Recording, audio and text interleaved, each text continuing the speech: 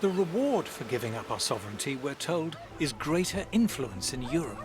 To see how much influence we have, I've come to the place I grew up. For centuries, fishermen's huts called shields lined the River Tyne. From them came the names of the towns that straddled the mouth of the river, North and South Shields. The seas here are rough, but the water is rich in mackerel, haddock, salmon, herring, cod, skate and shrimp.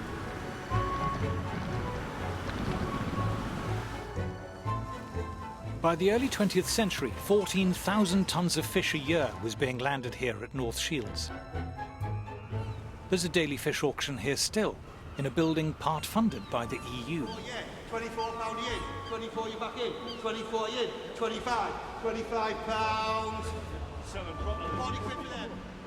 30 pound for them. In a corner of one of the halls sits fewer than 100 boxes, part filled with fish.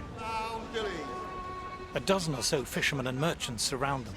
£26, 27, £27 yen, 28, £28, 29, £29, £30, £30.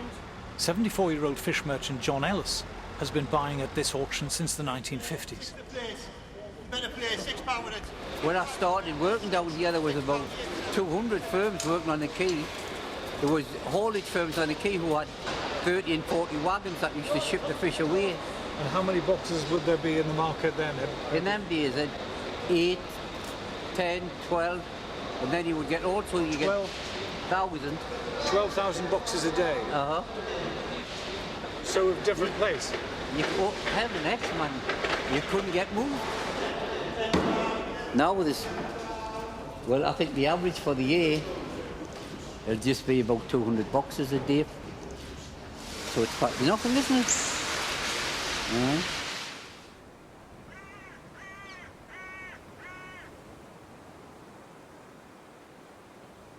When Britain joined the common market, it lost control of its fishing grounds. When quotas were imposed, several other European countries lobbied the EU for Britain's fishing rights to be divided up between them. The British government was powerless to stop this. The EU has just obliterated the English fishing industry altogether. The quota system they've got now is it's just mad. Local fishermen were now banned from fishing in waters they'd fished successfully for centuries. Oh, just beyond the pier over there. In fact, it might be there today, this great big Dutchman, but that Dutchman's got 25% of the whole quota of all of England. It's only 3 or 4 miles off the Tyne, catching herring and mackerel. Local fleet can't catch herring and mackerel, and it's right on the doorstep. There is still a prospering North Atlantic fishing industry, but only in countries that have retained their independence. Well, look at the Icelandics and the Faroes and the Norwegians. They sell millions of pounds worth of fish to us. And they're outside the common market. But you tell me a common market country that buys fish off us, but they'll send the fishing boats to the North Sea to catch our fish. And it's just madness.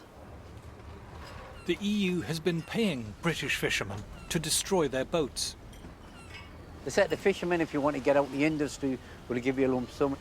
This here looks like an old boat that's been destroyed. They just watch them with big chainsaws, cutting the old wooden boats up and burning them. The EU pays fishermen to leave an industry and destroy their boats. That's right. While at the same time giving rights to people elsewhere to fish the same waters. Oh, that's right, uh-huh.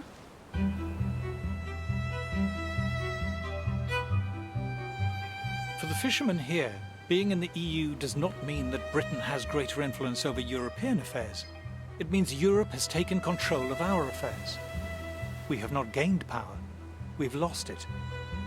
For the last couple of decades, Britain has voted against 72 measures in the European Council and been defeated 72 times. How will you be voting in the referendum? Oh, definitely out. Definitely out. I've known that as soon as I ever got the chance, I'd vote out.